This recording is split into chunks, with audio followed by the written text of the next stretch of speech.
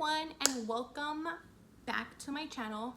My name is Sam. In today's video, it only seems right to make it a spooky one. Today is a PJ kind of day because in today's video, I'm going to go ahead and tell you guys another part of the story with the demon that was in my house. Demon, ghost, spirit, whatever it was. Today is Halloween. Happy Halloween. And it is my daughter's favorite holiday. So yeah, we're gonna go a little extra this year. If you guys didn't watch my two-part story of the spirit or demon or whatever it was attacking my mom, check it out. I did that one for last October. So I felt it was only right to give you the other part of that story. And I actually secretly recorded my dad talking to me about that experience, so I'm gonna insert that clip. It's gonna be a little weird because, like I said, I recorded him secretly, so you'll see him for a little bit, but then it's just basically gonna be this wall. He will be speaking in Spanish, so at the end of the clip I'll just go ahead and like retell the story in English, so if you don't understand Spanish, you'll still understand the story. So that's gonna be the first part. The second part is going to be me basically talking about the spooky stuff that happened in this house and something really crazy that someone, let's call them a spiritual person, told my sister literally last week about our house. Let's start with my dad's experience. Basically at the same time that my mom, actually no, before my mom actually had her experience with the dark spirit that was in our house, my dad was actually the one who was being attacked. Basically with my dad started having night terrors. He was being attacked in those dreams. Well, he thought they were dreams. And there came a point where he actually like knew something was on him, and that spirit actually, I don't even want to say like really messed with my dad, but it got to the point where my dad was just angry, and he actually said that in the video. He was just angry. So I'm gonna go ahead and insert the clip now so he can say his story, and then obviously I'll translate it. Y le dice, ¿qué quieres, hijo de tu puta madre? Suéltame. De verdad, hija. Suéltame. ¿Qué quieres? Dime, ¿qué quieres? Y de verdad, yo lo veía pasar, hija. Yo lo veía pasar. ¿En el cuarto? Sí. ¿Y te dijeron qué era? Pues mira, a mí lo que me dijeron, la verdad, es que alguien se había muerto acá. Es que alguien se había muerto acá. ¿Los mataron? No sé, hija, la verdad. No, ahí no. Yo te estoy diciendo la verdad. Y yo le decía, ¿qué quieres, hijo de tu puta madre? Hey, can I have that, mira. please? No to this. Y le decía yo, ¿qué quieres? Y por Dios, hija, con los ojos abiertos yo. ¿Y a qué quieres, hijo de tu puta madre? Dime, suéltame, suéltame. Y me agarraba fuerte, güey. Por Dios que... de verdad, ya, de verdad. Sin bromas, no es broma, eso es verdad. No es por darte miedo, pero es la verdad. No, mi mamá me decía lo mismo, que sentía como que la agarraban y like they would hold her down. Pero según me dijeron a mí que alguien se había muerto acá, no sé. That's weird. Yo te digo, y allá atrás, fíjate que no, cuando me quedo ahí atrás, es rara la vez que también tengo una pesadilla. ¿Really? Sí, atrás no. Ahora aquí, puta madre. Me da un pinche coraje, la verdad. Yeah. A mí me daba coraje porque quería saber con los ojos abiertos si yo veía pasar así la sombra.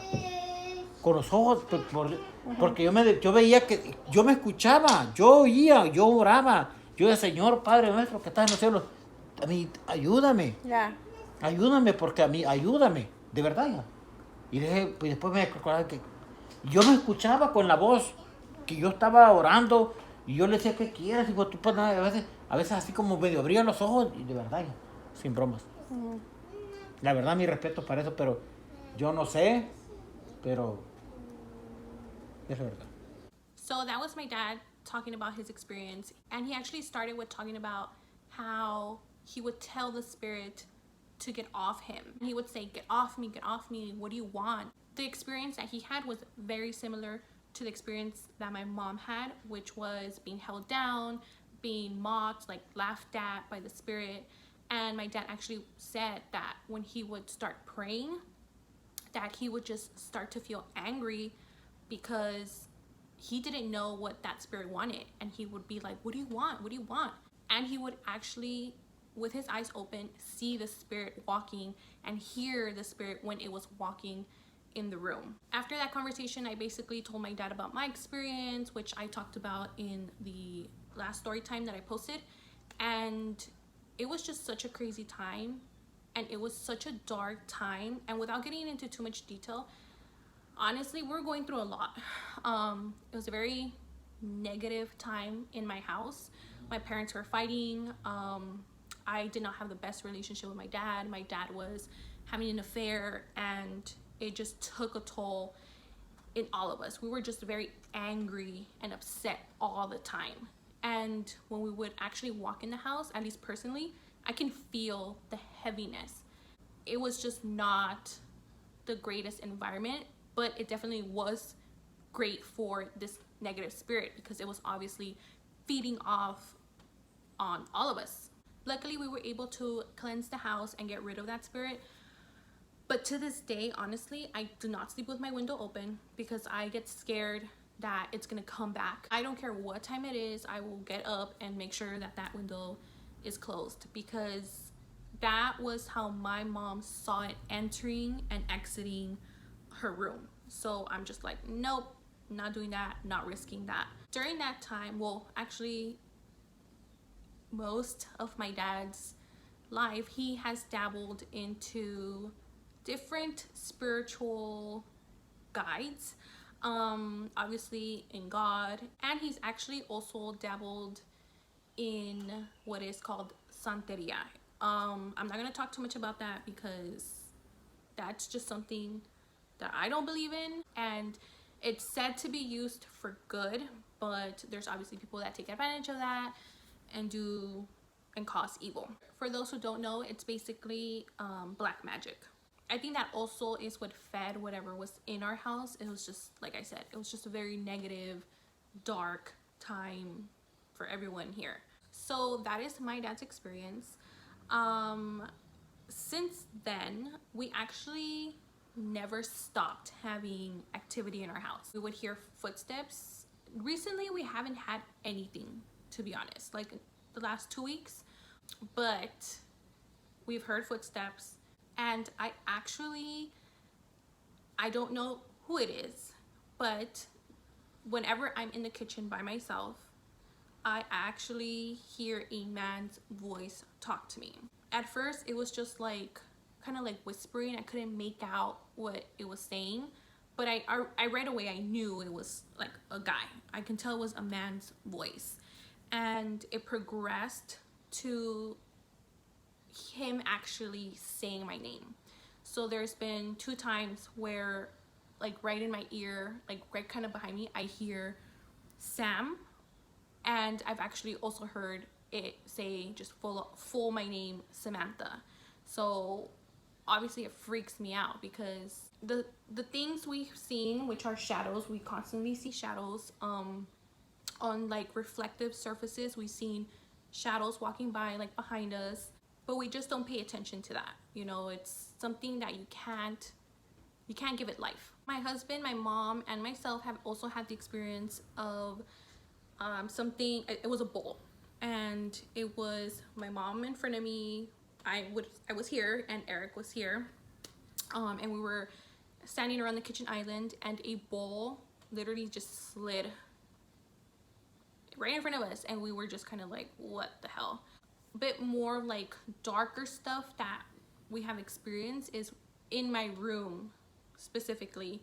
There had been actually a few times where Eric and I would walk in, and it would just smell of rotten, just rot. And if you don't know, or you're not into like this kind of stuff, like demonic or just spirits and things like that, that's usually a sign of a demon.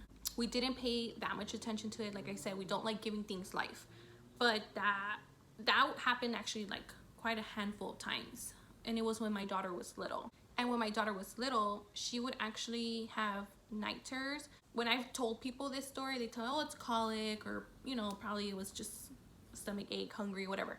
But the way my daughter would cry in her sleep, she would be asleep, and she would be crying like with such emotion, like pain, and it was so scary. And she was asleep. I would pick her up and like rock her and be like, are you okay? And she was asleep, just crying and crying. And that happened a lot more of her like first year. And then after her first birthday, it only happened like 2 more times, and it hasn't happened since. Now that I have, you know, a daughter, I've become a lot more spiritual. I pray a lot again. I used to pray, and there was a moment where I did get angry with God. I'm not gonna lie. I was very upset because of just things that were happening in my house. And I stopped praying. I became just so negative. And after I had my daughter, I really made it a point to be spiritual again. You know, I have crystals. Specifically, I don't know how to say it, but it's black tourmaline something. I'll go ahead and like put the name somewhere here.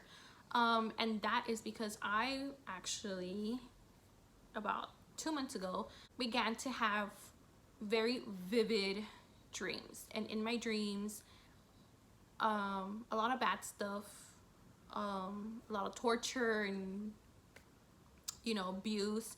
I was basically being tortured, abused, taken advantage of in my dream, and it would be every night, and I couldn't sleep. I would wake up at the same time. I would wake up at 1 a.m. I'd wake up at 3 a.m. And then it started with 1 a.m. and then 5 a.m. every single day. Got to the point where I couldn't sleep, and I just felt very awake. I don't know how to describe it, but I felt very like something's up. And I talked to my sister. My sister went and she bought me that black tourmaline. I honestly, I don't know how to say it. And she bought it for me, and I started sleeping with it. I started sleeping with it in my hand, and I started feeling a lot better. My dreams went away. I felt a lot lighter because I was feeling like I couldn't breathe. I try to make sure that mentally, emotionally, I'm good. If I start feeling negative, I, you know, talk to Eric and just not hold that in. The newest thing that we've heard is my sister went and she got her shells read. And it's basically like when you go to someone to read your palm or to read cards, well, there's shells also. So she went and she did that. And he basically told her that there's a lot of just dead people walking in our house. And the person who read the shells actually told my sister that the reason why we see so many shadows, it's because they're actually spirits that are just passing by, that they're not here to harm us. They're just, you know, spirits that I guess haven't gone to the light. So that I was like, okay, that does make sense. Something that my dad actually, I forgot to mention, is that he was told that someone actually died. I'm assuming on the property, not in the house, because our house, my parents built it. It's a new build. So I'm assuming that someone passed away on our property. It might be the same spirit that walks in our house. We don't know. But that is pretty much a few things that have happened and the latest on what we know about our house. Even though these things happen, I am not curious to find out who the spirits are. I'm not curious to have someone come and tell us what's going on. I feel like let them rest in peace, and you know, we will go on and live our lives. So that is it for today's video. I hope you enjoyed listening to my spooky experiences. If you like this video, go ahead and give it a thumbs up. Go ahead and subscribe and click on the bell so you're notified every time I upload a new video. Thank you guys so much for watching, and I'll see you in the next one.